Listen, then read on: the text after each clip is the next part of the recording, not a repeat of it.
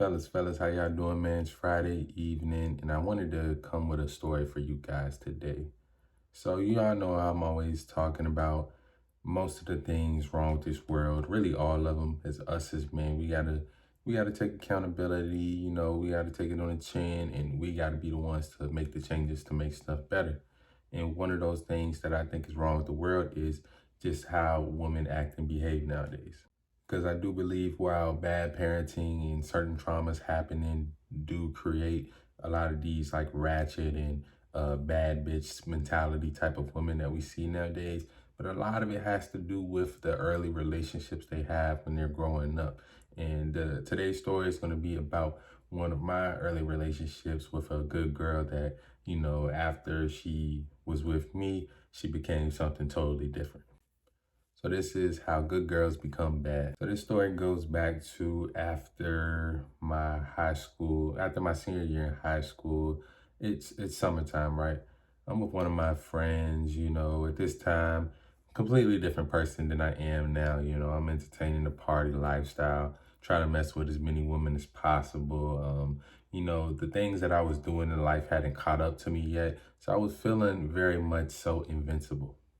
So me and this friend, we decide, hey, we're gonna go check out this party in a different part of town, like in a more rural part of town. It was more so like a get together, like one of those outside get togethers the kids in the like more rural areas kind of have. And this was different from my norm because I'm used to partying in the city and, going to house parties and things like that. But I was like, it's something different. We might as well slide out here, see what my homie talking about. He had been out to this side of town for a while now. So, I was going to check out the vibes. So we get to the gathering, I think we had a drink or two. Yeah, we are underage at this point, shouldn't have been drinking, but we had a drink or two. We partying around, seeing who's there. And I see this very, very beautiful woman standing with a group of girls that is like a very, like, you can tell they haven't been to too many parties. They seem a little shy, a little timid. They're not really dancing like the other girls. So this is catching my interest. Growing up, I think I was very blessed with the ability to spot like girls that are, somewhat of good girls or like girls that are good for me and like will fit in a good role into my life at the time periods that I'm in. Because I can't really say that any relationship I was in has been with a girl that wasn't a good girl, but like I feel like all of the bad actions that came from me from women was kind of reactions to my behavior. So I spot this woman out. We're gonna call her Megan.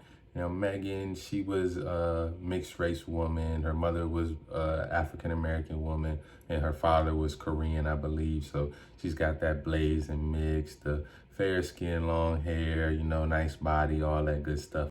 So I go up and talk to her, spitting my game, end up getting her number. Not really thinking about it too much because, I was doing this all the time. I didn't know that this was going to be a girl that I was going to be in a relationship at some point in the future. But, after that day, we did start like texting back and forth and, we decided that we wanted to hang out. And one of the first things I wanted to do was actually like take her out on a date. I was getting into like a more mature role and just trying to like kind of wine and dine and court woman at this time in my life. So I think our first date, I think we went to like a sushi place, right? Went to a sushi place. We had a good time. And from this was the point where I was pouring some bad energy into her because at this first date, I did lie to her, right? So I didn't have much money. I ain't gonna lie. I didn't have much money at this time, but I'm like, I still want to chill with her. I still want to take her out and, have a good time with her. So my plan was to pull up to her house. And once I got to her house, I ended up like she was going to be driving because my car was having problems at the time. I think the battery died or something like that, right? So my battery dies and I leave my wallet in the car on purpose. So we go to the restaurant in her car, and the whole time I'm thinking like, okay, when the check comes, I'm gonna act like I'm looking for my wallet and I'm not gonna have it, and she's gonna have to pay for this meal. But luckily, at the sushi place, she never tried like wasabi, right? If y'all don't know what that is, that's that little green stuff that be all extra spicy.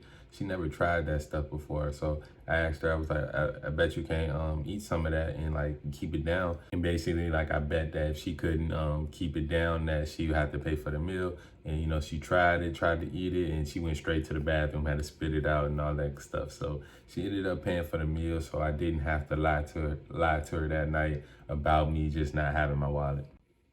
But these type of things affect women. When you lie to women like this, they definitely affect women, and you know they like, especially once you start having sex with a woman, she's becoming a part of you. Like, she's taking on some of your traits and some of your personality. So after that, you know, I think a week or so passed. You know, then I'm trying to hang out with her again. I was gonna take her to a movie theater, right? And one thing she said to me was like, "Oh, we can just hang out at my house."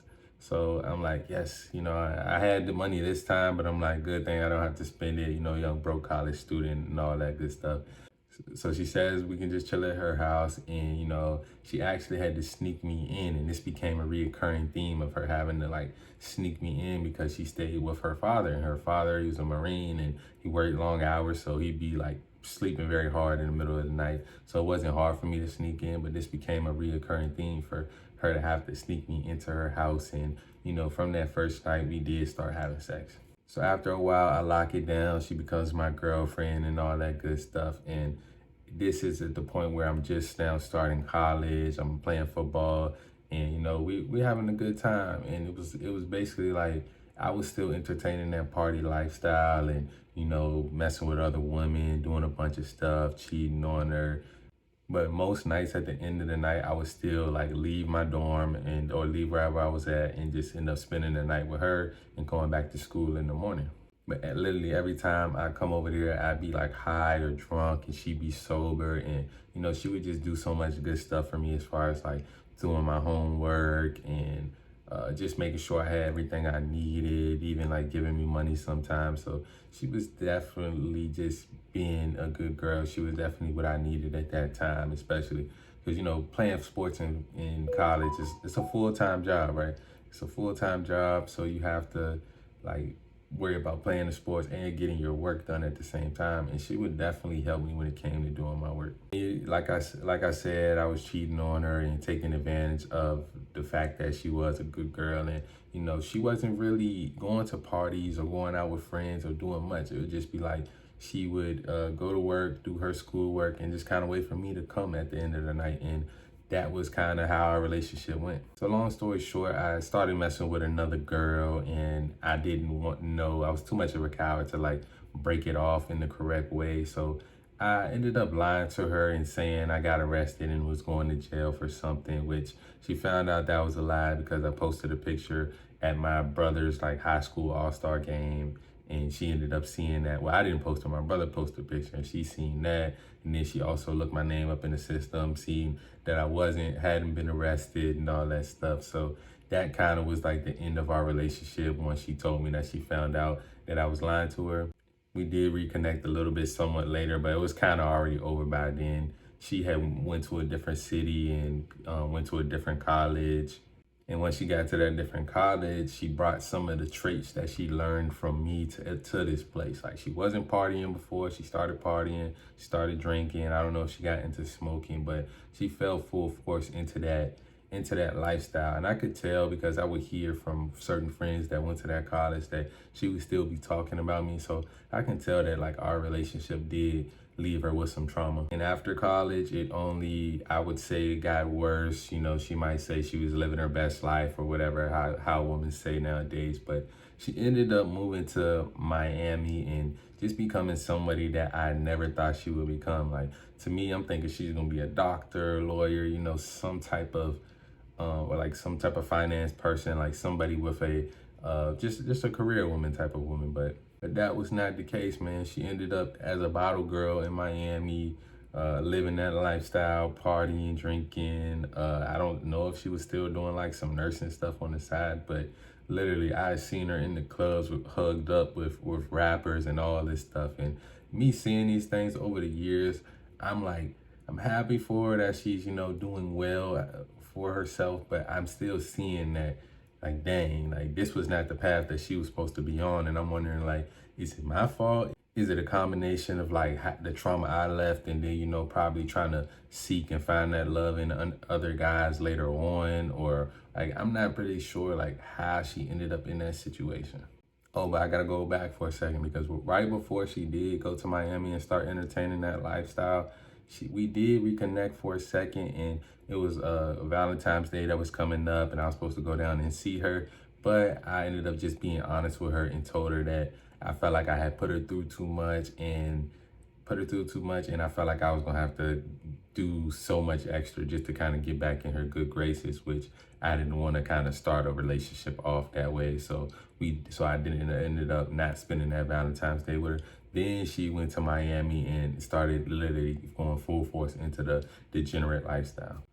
So yeah, man, basically with this story, I'm just trying to teach you that a lot of things that women go through, a lot of things that are going on in this world, it's on us as men. And, me not being taught the right things. Mind you, I lost my father when I was 12, 13. And I had other like male role models in my life, but nobody was really telling me to how to treat a woman and how to like, do it in the right way and not be just taking advantage of women for sex, like how the media portrays it. Because you listen to the mainstream media, it's just gonna tell you, oh, women selecting hoes, get some sex from them and just move on and do what you want as a man, and not really think about the repercussions it can have on a woman in her life later on. And now that's something I know, that's something I understand. So I do treat women with more respect and, more delicately. But this was something I had learned. This is something I had to go through. I want you guys to not really have to have a trail of disgruntled women behind you. Like, that's more so a feminine thing, to have a bunch of disgruntled men behind them. Us as men, the woman from your life, from your past relationships, they should be able to speak highly about you because you were a gentleman. You did treat them right. Maybe they didn't like that you ended up leaving them for whatever reason, but how you treated them in the relationship was respectful, and it was with kindness. And that will leave less women with trauma running around here entertaining degenerate lifestyles and trying to find fulfillment that they thought they had with you, but now they don't have you. And you were going through certain stuff at that time. You had certain bad traits, and you just dumped all that energy into her. So yeah, man, that is how good girls become bad girls. Hope you found some value in that story. As always, like, share, comment, subscribe, and love you. I'm out.